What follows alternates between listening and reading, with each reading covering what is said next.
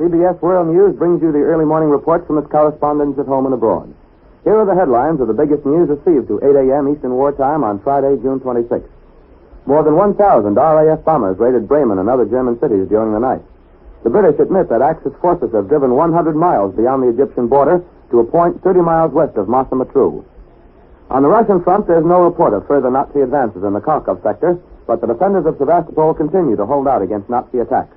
Allied airmen from Australia have conducted the heaviest raid to date on Japanese bases in the Southwest Pacific. And now here is Harry Marble, who will call in our reporters from important news centers and give you other news from world battlefronts not covered by direct pickup.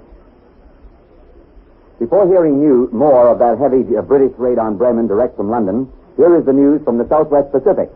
Allied planes have raided Japanese bases at Rabaul on New Britain, Dili on Timor Island, and Salamaua in New Guinea. General MacArthur reports that the raids constituted one of the heaviest blows to date on enemy positions. The Allied bombers smashed an important enemy target, barracks, airdromes, and supply piles, and troop concentrations. At the same time, a Japanese attempt to bomb the Allied base at Port Moresby was beaten off by Allied planes. No losses at all for our side. And now let's hear from CBS foreign correspondents. For news of last night's heavy RAF raid on Bremen, we take you to London. CBS London, Charles Collingwood reporting. More than 1,000 British bombers attacked Bremen last night. As on the previous 1,000 bomber raids, the Royal Air Force gathered its strength and hurled everything it had at the single target. Every one of the RAF specialized commands sent planes out last night. Fighters, bombers, planes assigned to the Army Cooperation Command and the Coastal Command all took part in the raid. While the main force concentrated on Bremen, other bombers and fighters attacked the German airdromes in the Low Countries. The airdromes which lie within the range of the path the main force was beating towards Bremen. Of all this miscellaneous force, 52 planes have not come back to England. This is the most the RAF has ever lost from a single operation. But proportionally, it's not so bad. About 5% of the total force. The kind of loss the air staff has to count on. The RAF does not encourage speculation on the total weight of bombs dropped, but you can be sure that last night's force unloaded at least as many as fell on Cologne. And, like the raid on Cologne, last night's attack must have been concentrated within the space of an hour or two.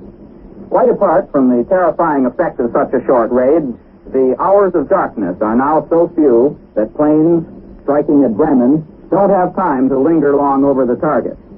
The RAF has been practicing for this mass raid on Bremen. Flying by the hundreds, they have been perfecting the technique of directing thousands over a small target in a short time. On June 3rd, they focused a large force on Bremen itself for half an hour. And just the other night, another large force dropped its bombs on Emden in less than an hour. Bremen is an important target. It's the second largest seaport in the whole of Germany. Besides being a port, it's an important shipbuilding center, particularly for the building of submarines. More than that, there's an oil refinery, big aircraft factories, and other important industries. We don't know yet how much damage was done in this latest 1,000-bomber attack. There hasn't been time for reconnaissance yet, and cloudy weather kept the pilots last night from seeing much more than large fires. But RAF officials in London are confident that great damage was caused. Sharing attention with this latest mass air attack is still the controversy over the defeat in Libya. The indications are that public opinion is settling down to an acceptance of the new situation. Even the House of Commons, which at the beginning of this week was very touchy, is disposed to be calmer. Political experts agree that the anti-Churchill forces in the House are growing less powerful every day. This is Charles Collingwood in London, returning you to Columbia in New York. For the news in our own nation's capital, we take you now to Washington. CBS Washington, John Purcell reporting. There's a bewildering cross-current of optimism and pessimism noticeable here in Washington. Some officials are still suffering from the hangover induced by news of the fall of Tobruk, the battering of Sevastopol, and German infiltration in the Kharkov area. And others are pleased, although not elated, by the general feeling of encouragement that congressional leaders and members of the Pacific War Council took away with them after conferences with President Roosevelt and Prime Minister Churchill. It is felt in some quarters that Mr. Churchill, in his report to the congressional delegation, minimized the seriousness of the Egyptian situation. There is some criticism, too, that our own Navy is sugarcoating the bad news. Senator Ellender of Louisiana intimates that the Navy is not revealing all the sinkings taking place in the Atlantic. And there is speculation as to why we are not getting fuller reports on the Japanese invasion of the Aleutian Islands. Some people feel that the Navy is deliberately minimizing the strategic importance of Kiska, which has now been occupied by a Jap landing force. The Office of Price Administration announces a new system of gas racing to become effective July 22nd. A cards for Eastern motorists will be good for 4 gallons of gasoline instead of 3 each week. On the basis of 15 miles to the gallon, this will mean 2,880 miles of driving annually.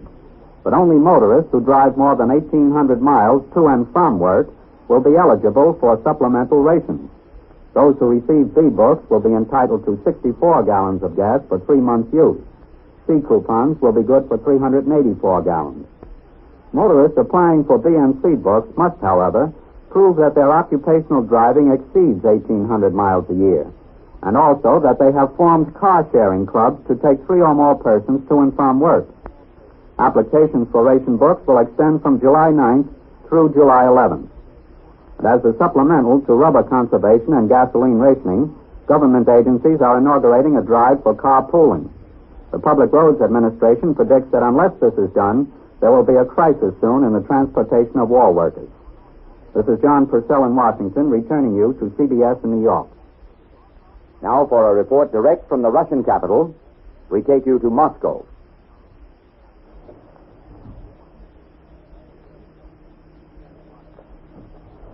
CBS, Moscow. Lara Lasser reporting. A message received from the Soviet Far East today accuses Japanese submarines of sinking the Russian merchant ship Angostura under highly suspicious circumstances. The explanation published in Japanese newspapers is that the torpedoing was committed by an American submarine, but the rescued crew of the Soviet ship flatly denies this. First news of the sinking of the Soviet merchant ship was published in the official Soviet press today, although the ship was actually sunk almost 2 months ago, on May 1st. The Trans Agency account says that according to information received from Harbin, capital of Japanese Manchukuo, the crew of the Soviet ship arrived in Daren after being sunk by 2 torpedoes 30 miles off the Japanese coast. It seems that on April 24th, the Soviet vessel was stopped by a Japanese warship and forced to steam to a Japanese port for search. The ship was then allowed to proceed on a course indicated by Japanese naval authorities.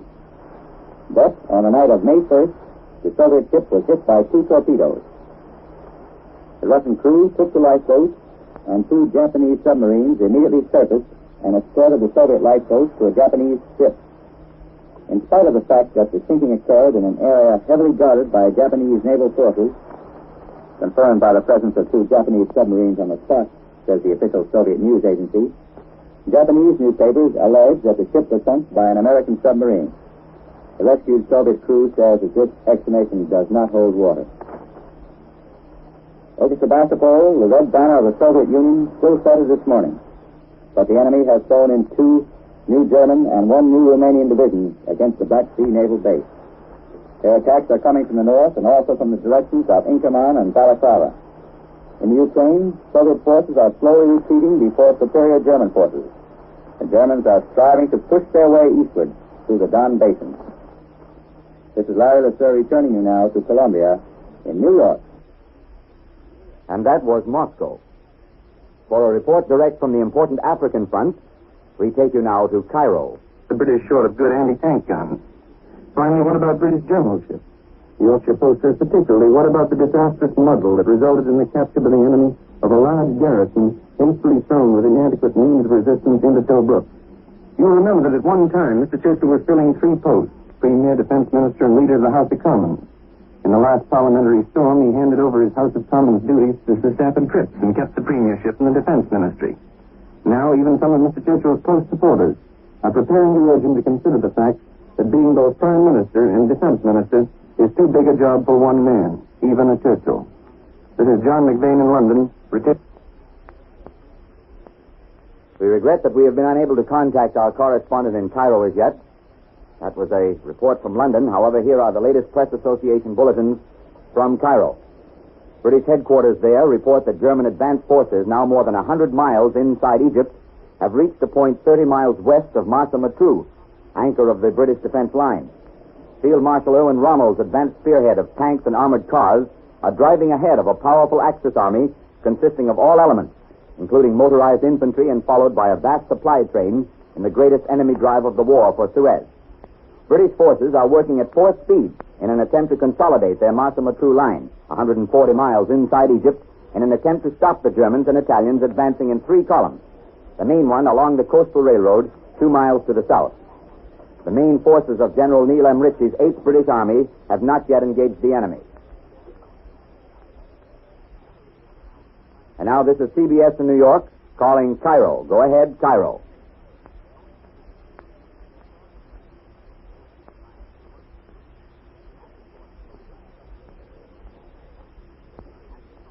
We regret that we are unable to contact Edward Chorleon in Cairo. We continue with the news from that section now.